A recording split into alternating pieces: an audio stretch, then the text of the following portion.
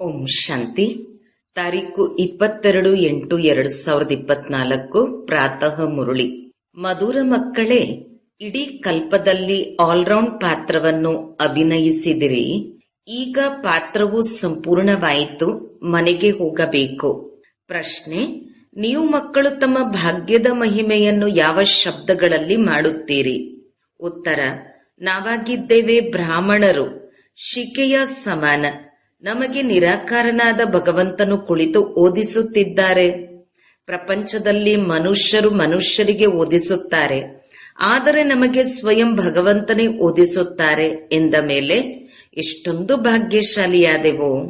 ಪ್ರಶ್ನೆ: ಈ ಡ್ರಾಮಾದಲ್ಲಿ ಎಲ್ಲದಕ್ಕಿಂತ ದೊಡ್ಡ ಸ್ಥಾನ ಯಾರದಾಗಿದೆ? ಉತ್ತರ: ನಿರಾಕಾರ ತಂದೆಯದು. ಅವರು ನಿಮ್ಮೆಲ್ಲ ಆತ್ಮರ ತಂದೆಯಾಗಿದ್ದಾರೆ. ಎಲ್ಲ ಆತ್ಮರು ಡ್ರಾಮಾದ ಸೂತ್ರದಲ್ಲಿ ಬಂಧಿತರಾಗಿದ್ದಾರೆ. ಎಲ್ಲರಿಗಿಂತ ದೊಡ್ಡ ಸ್ಥಾನ ತಂದೆಯದಾಗಿದೆ. ಓಂ ಶಾಂತಿ. ಆತ್ಮೀಯ ಮಕ್ಕಳೊಂದಿಗೆ ಆತ್ಮೀಯ ತಂದೆಯು ಕೇಳುತ್ತಿದ್ದಾರೆ. ಮಧುರಾತಿ ಮಧುರ ಮಕ್ಕಳೇ, ತಮ್ಮ ಮನೆ ಶಾಂತಿಧಾಮದ ನೆನಪಿದೆಯೇ? ಮರೆತು ಹೋಗಿಲ್ಲ ಅಲ್ಲವೇ? ಈಗ 84 ಜನ್ಮಗಳ ಚಕ್ರವು ಪೂರ್ಣಗೊಂಡಿತು.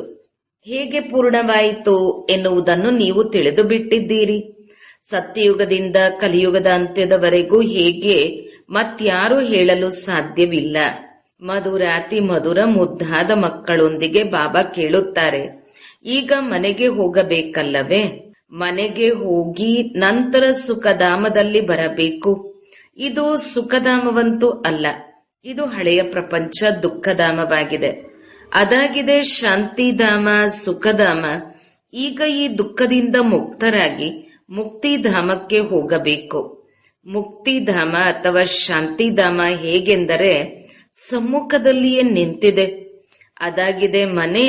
ನಂತರ ನೀವು ಹೊಸ ಪ್ರಪಂಚದಲ್ಲಿ ಬರುತ್ತೀರಿ, ಎಲ್ಲಿ ಪವಿತ್ರತೆ, ಸುಖ, ಶಾಂತಿಯೂ ಇರುತ್ತದೆ. ಇದಂತೂ ತಿಳಿಯುತ್ತೀರಲ್ಲವೇ? ಮಹಿಮೆಯೂ ಸಹ ಇದೇ ಆಗಿದೆ. ತಂದೆಯನ್ನು ಕರೆಯುತ್ತಾರೆ, ಹೇ ಪತೀತ ಪಾವನ, ಈ ಪತೀತ ಪ್ರಪಂಚದಿಂದ ನಮ್ಮನ್ನು ಕರೆದುಕೊಂಡು ಹೋಗಿರಿ. ಇದರಲ್ಲಿ ಬಹಳ ದುಃಖವಿದೆ, ನಮ್ಮನ್ನು ಸುಖದಲ್ಲಿ ಕರೆದುಕೊಂಡು ಹೋಗಿರಿ. ಸ್ಮೃತಿಯಲ್ಲಿ ಬರುತ್ತದೆ, ಸ್ವರ್ಗವನ್ನು ಎಲ್ಲರೂ ನೆನಪು ಮಾಡುವರು. ಶರೀರ ಬಿಡುತ್ತಾರೆಂದರೆ ಹೇಳುತ್ತಾರೆ ಸ್ವರ್ಗಸ್ಥರಾದರು, ನಿರ್ವಾಣಗೈದರು. ಯಾರು ಹೋದರು? ಆತ್ಮ. ಶರೀರವಂತೂ ಹೋಗುವುದಿಲ್ಲ, ಆತ್ಮವೇ ಹೋಗುತ್ತದೆ. ಈಗ ನೀವು ಮಕ್ಕಳೇ ಶಾಂತಿಧಾಮ, ಸುಖಧಾಮವನ್ನು ತಿಳಿದಿದ್ದೀರಿ. ಮತ್ಯಾರೂ ತಿಳಿದುಕೊಂಡಿಲ್ಲ. ನೀವು ಮಕ್ಕಳ ಬುದ್ಧಿಯಲ್ಲಿ ಜ್ಞಾನವಿದೆ. ಶಾಂತಿಧಾಮವೆಂದರೆ ಏನಾಗಿದೆ ಮತ್ತು ಸುಖಧಾಮವು ಏನಾಗಿದೆ ಎಂದು. ನೀವು ಸುಖಧಾಮದಲ್ಲಿ ಇದ್ದಿರಿ, ಈಗ ಮತ್ತೆ ದುಃಖಧಾಮದಲ್ಲಿ ಬಂದಿದ್ದೀರಿ. ಸೆಕೆಂಡ್, ನಿಮಿಷ, ಗಂಟೆ, ವರ್ಷವೂ ಕಳೆದು ಹೋಯಿತು. ಈಗ 5000 ವರ್ಷಗಳಲ್ಲಿ ಬಾಕಿ ಸ್ವಲ್ಪ ದಿನಗಳಿರುತ್ತವೆ. ತಂದೆಯು ಮಕ್ಕಳಿಗೆ ಈ ಸ್ಮೃತಿಯನ್ನು ತರಿಸುತ್ತಿದ್ದಾರೆ. ಬಹಳ ಸಹಜ ಮಾತಾಗಿದೆ, ಇದರಲ್ಲಿ ತಬ್ಬಿಬಾಗುವ ಅವಶ್ಯಕತೆಯೇ ಇಲ್ಲ. ಆತ್ಮವು 84 ಜನ್ಮಗಳನ್ನು ಹೇಗೆ ಪಡೆದುಕೊಳ್ಳುತ್ತದೆ, ಇದು ಸಹ ಯಾರಿಗೂ ತಿಳಿದಿಲ್ಲ. ಲಕ್ಷಾಂತರ ವರ್ಷಗಳ ಮಾತನ್ನಂತೂ ಯಾರಲ್ಲಿಯೂ ನೆನಪಿರುವುದು ಕಷ್ಟವಾಗಿದೆ. ಇದಿರುವುದೇ 5000 ವರ್ಷಗಳ ಮಾತು. ವ್ಯಾಪಾರಿ ಜನರು ಸಹ ಲೆಕ್ಕದ ಪುಸ್ತಕದಲ್ಲಿ ಸ್ವಾಸ್ತಿಕವನ್ನು ಬಿಡಿಸುತ್ತಾರೆ. ಅದನ್ನು ಗಣೇಶ ಎಂದು ಹೇಳಿಬಿಡುತ್ತಾರೆ. ಗಣೇಶನಿಗೆ ಆನೆಯ ಸೊಂಡಿಲನ್ನು ತೋರಿಸುತ್ತಾರೆ. ಮನುಷ್ಯರು ಹಣವನ್ನು ಖರ್ಚು ಮಾಡುತ್ತಾರೆ, ಚಿತ್ರ ಮುಂತಾದವನ್ನು ಮಾಡಿಸುತ್ತಾರೆ. ಇದಕ್ಕೆ ಹೇಳಲಾಗುತ್ತದೆ ಸಮಯ ವ್ಯರ್ಥ ಮಾಡುವುದು ಎಂದು. ನಿಮ್ಮಲ್ಲಿ ಎಷ್ಟೊಂದು ಶಕ್ತಿ ಇತ್ತು, ಅದು ದಿನ ಕಳೆದಂತೆ ಕಡಿಮೆಯಾಗುತ್ತಾ ಹೋಯಿತು. ಹೇಗೆ ಮೋಟರು ಗಾಡಿಯಿಂದ ಪೆಟ್ರೋಲ್ ಕಡಿಮೆಯಾಗುತ್ತಾ ಹೋಗುತ್ತದೆ, ಈಗಂತೂ ನೀವು ಬಹಳ ಬಲಹೀನರಾಗಿ ಬಿಟ್ಟಿದ್ದೀರಿ. 5000 ವರ್ಷಗಳ ಮೊದಲು ಭಾರತವು ಏನಾಗಿತ್ತು? ಅಪಾರ ಸುಖಿಯಾಗಿತ್ತು. ಎಷ್ಟೊಂದು ಅಪಾರ ಹಣವಿತ್ತು. ಈ ರಾಜ್ಯವನ್ನು ಅವರು ಹೇಗೆ ಪಡೆದರು? ರಾಜಯೋಗವನ್ನು ಕಲಿತಿದ್ದರು. ಇದರಲ್ಲಿ ಯುದ್ಧ ಮುಂತಾದ ಮಾತೇ ಇಲ್ಲ. ಇದಕ್ಕೆ ಜ್ಞಾನದ ಅಸ್ತ್ರಶಸ್ತ್ರವೆಂದು ಹೇಳಲಾಗುತ್ತದೆ. ಮತ್ಯಾವುದೇ ಸ್ಥೂಲ ಮಾತಲ್ಲ, ಜ್ಞಾನದ ಅಸ್ತ್ರಶಸ್ತ್ರವಿದೆ. ಜ್ಞಾನ, ವಿಜ್ಞಾನ ನೆನಪು ಮತ್ತು ಜ್ಞಾನದ ಬಹಳ ಶಕ್ತಿಶಾಲಿ ಅಸ್ತ್ರಶಸ್ತ್ರಗಳಿವೆ. ಇಡೀ ವಿಶ್ವದಲ್ಲಿ ನೀವು ರಾಜ್ಯಾಡಳಿತ ಮಾಡುತ್ತಿದ್ದಿರಿ. ದೇವತೆಗಳಿಗೆ ಅಹಿಂಸಕರು ಎಂದು ಹೇಳಲಾಗುತ್ತದೆ. ಈಗ ನೀವು ಮಕ್ಕಳಿಗೆ ಮನುಷ್ಯರಿಂದ ದೇವತೆಯಾಗುವ ಶಿಕ್ಷಣವು ಸಿಗುತ್ತಿದೆ. ನೀವು ತಿಳಿದಿದ್ದೀರಿ, ನಾವು ಪ್ರತಿ 5,000 ವರ್ಷಗಳ ನಂತರ ಬೇಹದ್ದಿನ ತಂದೆಯಿಂದ ಈ ಬೇಹದ್ದಿನ ಆಸ್ತಿಯನ್ನು ಪಡೆದುಕೊಳ್ಳುತ್ತೇವೆ. ಇದು ಆತ್ಮದ ಮಾತಾಯಿತು. ಇದರಲ್ಲಿ ಸ್ಥೂಲ ಯುದ್ಧ ಮುಂತಾದುವುದರ ಮಾತೇ ಇಲ್ಲ. ಆತ್ಮವು ಪತಿತವಾಗಿದೆ.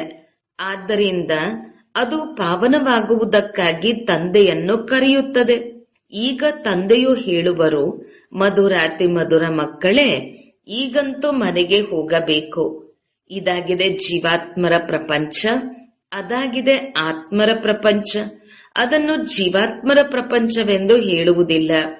ಇದನ್ನು ಗಳಿಗೆ ಗಳಿಗೆಯೂ ಸ್ಮೃತಿಯಲ್ಲಿ ತಂದುಕೊಳ್ಳಬೇಕು. ನಾವು ದೂರ ದೇಶದಲ್ಲಿರುವವರು. ನಾವು ಆತ್ಮರ ಮನೆಯಾಗಿದೆ ಬ್ರಹ್ಮಾಂಡ. ಇದು ಸಹ ಬುದ್ಧಿಯಲ್ಲಿರಲಿ. ನಾವು ಅಲ್ಲಿರುತ್ತೇವೆ. ಈ ಆಕಾಶ ತತ್ವಕ್ಕಿಂತಲೂ ಆಚೆ, ಎಲ್ಲಿ ಸೂರ್ಯ ಚಂದ್ರನು ಇರುವುದಿಲ್ಲ, ಅಲ್ಲಿ ನಾವು ಇರುವವರು. ಇಲ್ಲಿ ಪಾತ್ರವನ್ನಭಿನಯಿಸಲು ಬಂದಿದ್ದೇವೆ. 84ರ ಪಾತ್ರವನ್ನು ಅಭಿನಯಿಸುತ್ತಿದ್ದೇವೆ. ಎಲ್ಲರಂತೂ 84 ಜನ್ಮಗಳನ್ನು ಪಡೆದುಕೊಳ್ಳಲು ಸಾಧ್ಯವಿಲ್ಲ. ನಿಧಾನವಾಗಿ ಮೇಲಿಂದ ಇಳಿದು ಬರುತ್ತಾರೆ.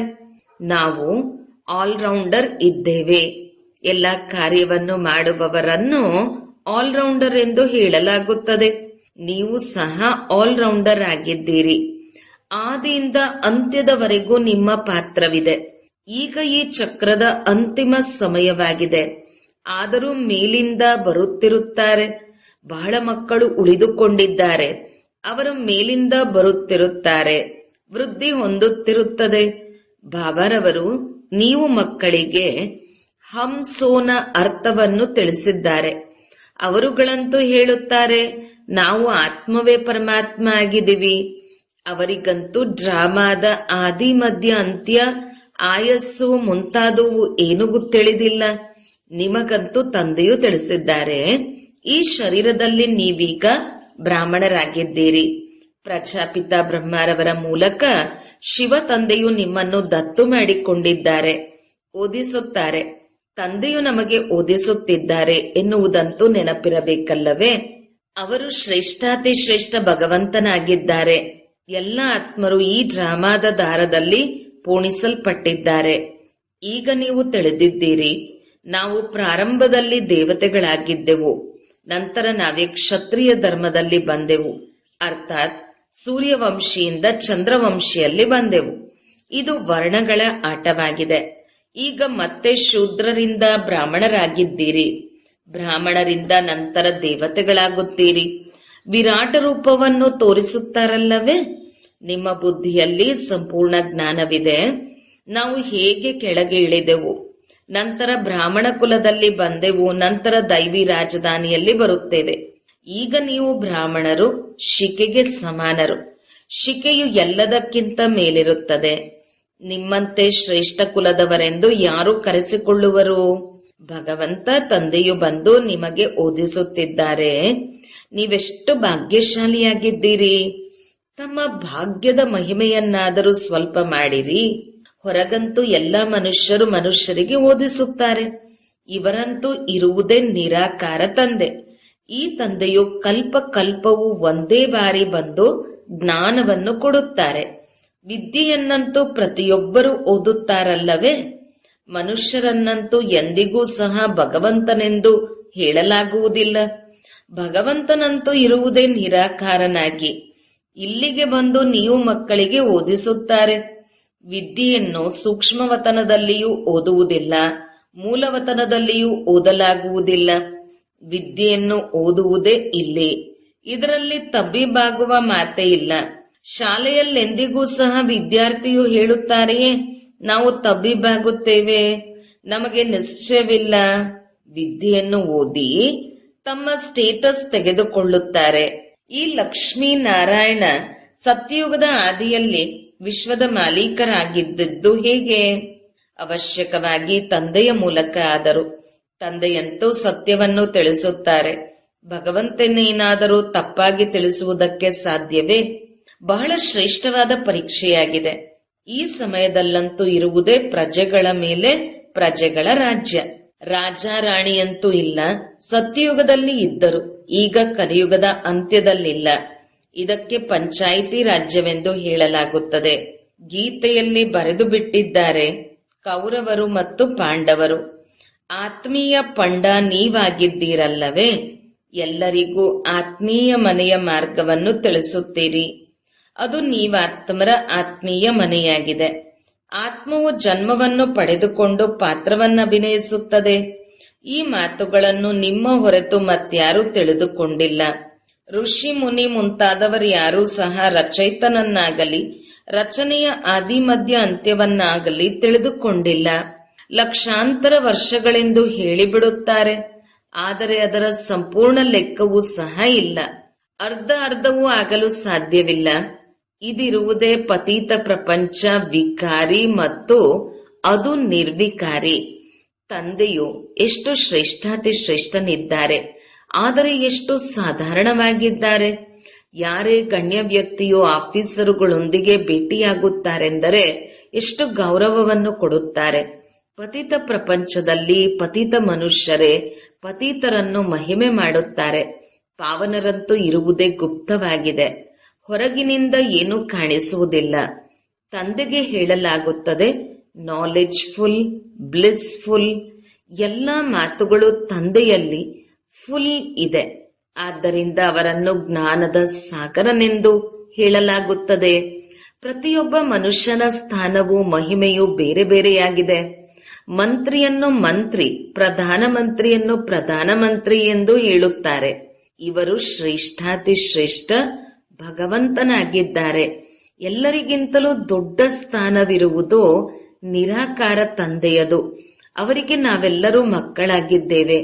ಅಲ್ಲಿ ನಾವೆಲ್ಲರೂ ತಂದೆಯ ಜೊತೆಯಲ್ಲಿ ಪರಮಧಾಮದಲ್ಲಿರುತ್ತೇವೆ. ಅದು ಮನೆ.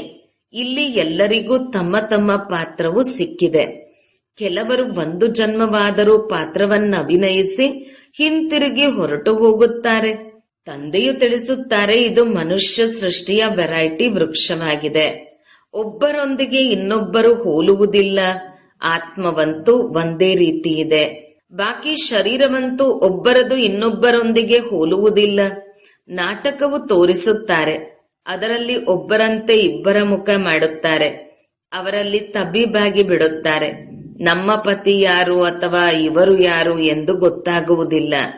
ಇದಂತೂ ಬೇಹದ್ದಿನ ಆಟವಾಗಿದೆ. ಇದರಲ್ಲಿ ಒಬ್ಬರು ಇನ್ನೊಬ್ಬರೊಂದಿಗೆ ಹೋಲುವುದಿಲ್ಲ. ಪ್ರತಿಯೊಬ್ಬರ ಲಕ್ಷಣಗಳು ಬೇರೆ ಬೇರೆ ಇರುತ್ತದೆ.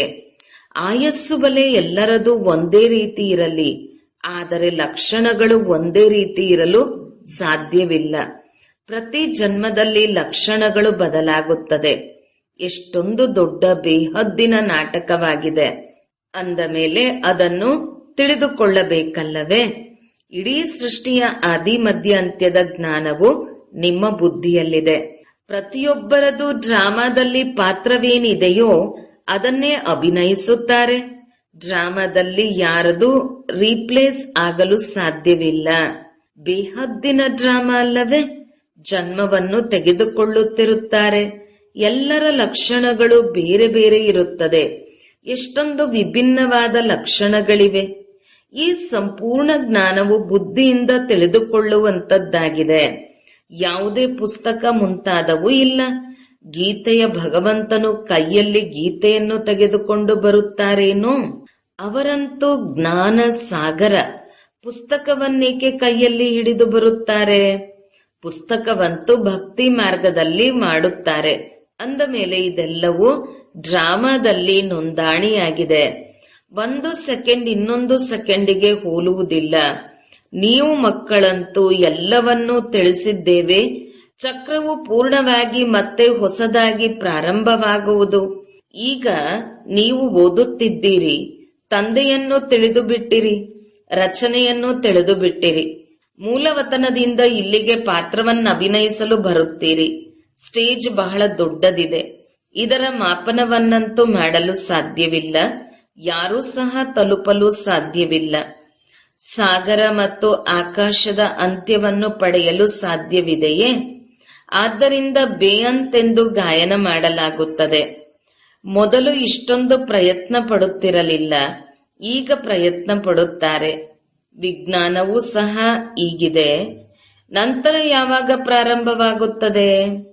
ಯಾವಾಗ ಅವರ ಪಾತ್ರವಿರುತ್ತದೆ ಅಂದ ಮೇಲೆ ಇಷ್ಟೆಲ್ಲ ಮಾತುಗಳು ಶಾಸ್ತ್ರಗಳಲ್ಲಿದೆಯೇ? ತಿಳಿಸುವವರಿಗೆ ಬದಲಾಗಿ ಕೇಳುವವರ ಹೆಸರನ್ನು ಹಾಕಿಬಿಟ್ಟಿದ್ದಾರೆ. ಇದು ಕಪ್ಪಾಗಿರುವ ಆತ್ಮ, ಅದು ಸುಂದರವಾದ ಆತ್ಮ. ಕಪ್ಪಾಗಿರುವ ಆತ್ಮವು ಇವರ ಮೂಲಕ ಕೇಳಿ ಸುಂದರವಾಗಿದೆ. ಜ್ಞಾನದಿಂದ ಎಷ್ಟೊಂದು ಶ್ರೇಷ್ಠ ಪದವಿಯೂ ಸಿಗುತ್ತದೆ. ಇದಾಗಿದೆ ಗೀತಾ ಪಾಠಶಾಲೆ. ಯಾರು ಓದಿಸುತ್ತಿದ್ದಾರೆ? ಭಗವಂತನು ರಾಜಯೋಗವನ್ನು ಕಲಿಸುತ್ತಾರೆ ಅಮರಪುರಿಗಾಗಿ. ಇದಕ್ಕೆ ಅಮರ ಕಥೆ ಎಂದು ಸಹ ಹೇಳಲಾಗುತ್ತದೆ. ಅವಶ್ಯಕವಾಗಿ ಸಂಗಮ ಯುಗದಲ್ಲಿಯೇ ತಿಳಿಸಲಾಗುತ್ತದೆ. ಯಾರು ಕಲ್ಪದ ಮೊದಲು ಓದಿದ್ದರೂ ಅವರೇ ಬಂದು ಮತ್ತೆ ಓದುತ್ತಾರೆ ಮತ್ತು ನಂಬರ್ವಾರ್ ಪದವಿಯನ್ನು ಪಡೆಯುತ್ತಾರೆ. ನೀವು ಇಲ್ಲಿಗೆ ಎಷ್ಟು ಬಾರಿ ಬಂದಿದ್ದೀರಿ? ಲೆಕ್ಕವಿಲ್ಲದಷ್ಟು ಬಾರಿ. ಯಾರೇ ಕೇಳುತ್ತಾರೆ, ಈ ನಾಟಕವು ಯಾವಾಗ ಪ್ರಾರಂಭವಾಯಿತು? ನೀವು ಹೇಳುತ್ತೀರಿ, ಇದಂತೂ ಅನಾದಿ ನಡೆಯುತ್ತಾ ಬಂದಿದೆ, ಲೆಕ್ಕ ಹಾಕಲು ಸಾಧ್ಯವಿಲ್ಲ. ಕೇಳುವ ವಿಚಾರವೂ ಸಹ ಬರುವುದಿಲ್ಲ. ಶಾಸ್ತ್ರಗಳಲ್ಲಿ ಎಲ್ಲವೂ ಭಕ್ತಿ ಮಾರ್ಗದ ಕಥೆಗಳಿವೆ, ಅದನ್ನೇ ಓದುತ್ತಿರುತ್ತಾರೆ. ಇಲ್ಲಂತೂ ಅನೇಕ ಭಾಷೆಗಳಿವೆ. ಸತ್ಯಯುಗದಲ್ಲಿ ಅನೇಕ ಭಾಷೆ ಮುಂತಾದವುಗಳು ಇರುವುದಿಲ್ಲ. ಒಂದೇ ಧರ್ಮ, ಒಂದು ರಾಜ್ಯದ ಸ್ಥಾಪನೆಯನ್ನು ನೀವು ಮಾಡುತ್ತಿದ್ದೀರಿ. ಅವರುಗಳಂತೂ ಶಾಂತಿ ಸ್ಥಾಪನೆ ಮಾಡುವ ಸಲಹೆ ಕೊಡುವವರಿಗೆ ಬಹುಮಾನವನ್ನು ಕೊಡುತ್ತಿರುತ್ತಾರೆ. ಶಿವ ತಂದೆಯು ನಿಮಗೆ ಇಡೀ ವಿಶ್ವದಲ್ಲಿ ಶಾಂತಿ ಸ್ಥಾಪನೆ ಮಾಡುವ ಸಲಹೆಯನ್ನು ಕೊಡುತ್ತಾರೆ. ಅವರಿಗೆ ನೀವು ಯಾವ ಬಹುಮಾನವನ್ನು ಕೊಡುವಿರಿ? ಅವರಂತೂ ಇನ್ನೂ ನಿಮಗೆ ಬಹುಮಾನವನ್ನು ಕೊಡುತ್ತಾರೆ, ತೆಗೆದುಕೊಳ್ಳುವುದಿಲ್ಲ. ಇದು ತಿಳಿದುಕೊಳ್ಳುವ ಮಾತಾಗಿದೆ. ನೆನ್ನೆಯ ಮಾತು ಯಾವಾಗ ಇವರ ರಾಜ್ಯವಿತ್ತು, ಲಕ್ಷ್ಮೀನಾರಾಯಣರ ರಾಜ್ಯವಿತ್ತು. ಈಗಂತೂ ಇರುವುದಕ್ಕೂ ಜಾಗವಿಲ್ಲ. ಅಲ್ಲಂತೂ 2-3 ಅಂತಸ್ತುಗಳನ್ನು ಕಟ್ಟುವ ಅವಶ್ಯಕತೆ ಇರುವುದಿಲ್ಲ. ಕಟ್ಟಿಗೆ ಮುಂತಾದವುಗಳ ಅವಶ್ಯಕತೆಯೂ ಇರುವುದಿಲ್ಲ. ಅಲ್ಲಂತೂ ಚಿನ್ನ ಬೆಳ್ಳಿಯ ಮನೆಯಾಗಿರುತ್ತದೆ. ವಿಜ್ಞಾನದ ಅನ್ವೇಷಣೆಯಿಂದ ತಕ್ಷಣದಲ್ಲಿಯೇ ಮನೆಯಾಗಿ ಬಿಡುತ್ತದೆ. ಇಲ್ಲಂತೂ ವಿಜ್ಞಾನದಿಂದ ಸುಖವೂ ಇದೆ, ದುಃಖವೂ ಇದೆ. ಇದರಿಂದ ಇಡೀ ಪ್ರಪಂಚವೇ ಸಮಾಪ್ತಿಯಾಗಿ ಬಿಡುತ್ತದೆ. ಇದಕ್ಕೆ ಫಾಲ್ ಆಫ್ ಪಾಂಪ್ ಎಂದು ಹೇಳಲಾಗುತ್ತದೆ. ಮಾಯೆಯ ಶೋ ಎಷ್ಟೊಂದಿದೆ. ಸಾಹುಕಾರರಿಗಂತೂ ಹೇಗೆಂದರೆ ಸ್ವರ್ಗವೇ ಇಲ್ಲಿದೆ. ಆದ್ದರಿಂದ ಅವರು ನಿಮ್ಮ ಮಾತುಗಳನ್ನು ಕೇಳಿಸಿಕೊಳ್ಳುವುದೇ ಇಲ್ಲ. ಮೊದಲು ನೀವು ಸಹ ತಿಳಿದುಕೊಂಡಿರಲಿಲ್ಲ. ಇಲ್ಲಂತೂ ತಂದೆಯು ಬಂದು ಡೈರೆಕ್ಟ್ ಆಗಿ ನಿಮಗೆ ಓದಿಸುತ್ತಾರೆ. ಹೊರಗೆ ಮಕ್ಕಳನ್ನು ಓದಿಸುತ್ತಾರೆ. ಮಿತ್ರ ಸಂಬಂಧಿ ಮುಂತಾದವರು ಸಹ ನೆನಪಿಗೆ ಬರುತ್ತಿರುತ್ತಾರೆ. ಇಲ್ಲಂತೂ ತಂದೆಯು ಕುಳಿತು ತಿಳಿಸುತ್ತಾರೆ. ದಿನ ಕಳೆದಂತೆ ನೀವು ನೆನಪಿನ ಯಾತ್ರೆಯಲ್ಲಿ ಪರಿಪಕ್ವವಾಗುತ್ತಾ ಸಾಗುತ್ತೀರಿ. ನಂತರ ನಿಮಗೆ ಯಾವುದೇ ನೆನಪಿಗೆ ಬರುವುದಿಲ್ಲ. ಕೇವಲ ಮನೆ ಮತ್ತು ರಾಜಧಾನಿಯಷ್ಟೇ ನೆನಪು ಬರುತ್ತದೆ. ನಂತರ ಈ ನೌಕರಿ ಮುಂತಾದುವುದರ ನೆನಪು ಬರುವುದಿಲ್ಲ. ಸಾಯುವುದು ಸಹ ಹಾಗೆ. ಹೇಗೆಂದರೆ ಕುಳಿತಿದ್ದಂತೆಯೇ ಹೃದಯಘಾತವಾಗುತ್ತದೆ. ದುಃಖದ ಮಾತಿರುವುದಿಲ್ಲ. ಆಸ್ಪತ್ರೆ ಮುಂತಾದವಂತೂ ಏನೂ ಇರುವುದಿಲ್ಲ. ತಂದೆಯನ್ನು ತಿಳಿದು ಬಿಟ್ಟಿರಿ ಮತ್ತು ಸ್ವರ್ಗದ ಮಾಲೀಕರಾದಿರಿ. ನಿಮಗಂತೂ ಹಕ್ಕಿದೆ, ಎಲ್ಲರಿಗೂ ಇಲ್ಲ. ಏಕೆಂದರೆ ಸ್ವರ್ಗದಲ್ಲಂತೂ ಎಲ್ಲರೂ ಬರುವುದಿಲ್ಲ ಅಲ್ಲವೇ? ಒಳ್ಳೆಯದು. ಮಧುರಾತಿ ಮಧುರ ಅಗಲಿ ಮರಳಿ ಸಿಕ್ಕಿರುವ ಮಕ್ಕಳ ಪ್ರತಿ ಮಾತಪಿತಾ ಬಾಪದಾದರವರ ನೆನಪು, ಪ್ರೀತಿ ಹಾಗೂ ನಮಸ್ತೆ. ಆತ್ಮೀಯ ತಂದೆಯ ಆತ್ಮೀಯ ಮಕ್ಕಳಿಗೆ ನಮಸ್ತೆ. ಧಾರಣೆಗಾಗಿ ಮುಖ್ಯ ಸಾರ. 1. ಆತ್ಮೀಕ ಮಾರ್ಗದರ್ಶಿಯಾಗಿದ್ದು ಎಲ್ಲರಿಗೂ ಆತ್ಮೀಕ ಮನೆಯ ಮಾರ್ಗವನ್ನು ತಿಳಿಸಬೇಕು. ಜ್ಞಾನ ಮತ್ತು ಯೋಗದ ಅಸ್ತ್ರಶಸ್ತ್ರದಿಂದ ಇಡೀ ವಿಶ್ವದಲ್ಲಿ ರಾಜ್ಯಾಡಳಿತ ಮಾಡಬೇಕು. ಡಬಲ್ ಅಹಿಂಸಕರಾಗಬೇಕು. 2. 84 ಜನ್ಮಗಳ ಆಲ್ರೌಂಡರ್ ಪಾತ್ರವನ್ನು ಅಭಿನಯಿಸುವವರು ಈಗ ಆಲ್ರೌಂಡರ್ ಆಗಬೇಕು. ಎಲ್ಲಾ ಕಾರ್ಯವನ್ನು ಮಾಡಬೇಕು. ಬೇಹದ್ದಿನ ವೆರೈಟಿ ಡ್ರಾಮಾದಲ್ಲಿ ಪ್ರತಿಯೊಬ್ಬ ಪಾತ್ರಧಾರಿಯ ಪಾತ್ರವನ್ನು ನೋಡುತ್ತಾ ಹರ್ಷಿತವಾಗಿರಬೇಕು. ವರದಾನ: ಅವಿನಾಶಿ ಹುಮ್ಮಸ್ಸು ಉತ್ಸಾಹದ ಮೂಲಕ ಬಿರುಗಾಳಿಯನ್ನು ಬಳುವಳಿಯನ್ನಾಗಿ ಮಾಡಿಕೊಳ್ಳುವಂತಹ ಶ್ರೇಷ್ಠ ಬ್ರಾಹ್ಮಣ ಆತ್ಮಭವ. ಉಮಂಗ ಉತ್ಸಾಹವೇ ಬ್ರಾಹ್ಮಣರ ಹಾರುವ ಕಲೆಯ ರೆಕ್ಕೆಯಾಗಿದೆ. ಈ ರೆಕ್ಕೆಗಳಿಂದ ಸದಾ ಹಾರುತ್ತಿರಿ. ಈ ಉಮಂಗ ಉತ್ಸಾಹವು ತಾವು ಬ್ರಾಹ್ಮಣರಿಗೆ ಅತಿ ದೊಡ್ಡ ಶಕ್ತಿಯಾಗಿದೆ, ನೀರಸ ಜೀವನವಲ್ಲ. ಉಮಂಗ ಉತ್ಸಾಹದ ರಸ ಪ್ರಾಪ್ತಿಯು ಸದಾ ಇದೆ. ಉಮಂಗ ಉತ್ಸಾಹವು ಕಷ್ಟವನ್ನು ಸಹಜವನ್ನಾಗಿ ಮಾಡಿಬಿಡುತ್ತದೆ. ಅವರೆಂದಿಗೂ ಹೃದಯ ವಿದೀರ್ಣರಾಗಲು ಸಾಧ್ಯವಿಲ್ಲ. ಉತ್ಸಾಹವು ಬಿರುಗಾಳಿಯನ್ನು ಬಳುವಳಿಯನ್ನಾಗಿ ಮಾಡಿಬಿಡುತ್ತದೆ. ಉತ್ಸಾಹವು ಯಾವುದೇ ಪರೀಕ್ಷೆ ಅಥವಾ ಸಮಸ್ಯೆಯನ್ನು ಮನರಂಜನೆಯ ಅನುಭವ ಮಾಡಿಸುತ್ತದೆ. ಇಂತಹ ಅವಿನಾಶಿ ಉಮಂಗ ಉತ್ಸಾಹದಲ್ಲಿರುವವರೇ ಶ್ರೇಷ್ಠ ಬ್ರಾಹ್ಮಣರಾಗಿದ್ದಾರೆ. ಸ್ಲೋಗನ್: ಶಾಂತಿಯ ಅಗರಬತ್ತಿಯನ್ನು ಬೆಳಗಿಸಿಡುತ್ತೀರೆಂದರೆ ಅಶಾಂತಿಯ ದುರ್ಗಂಧವು ಸಮಾಪ್ತಿಯಾಗಿ ಬಿಡುತ್ತದೆ. ಓಂ ಶಾಂತಿ.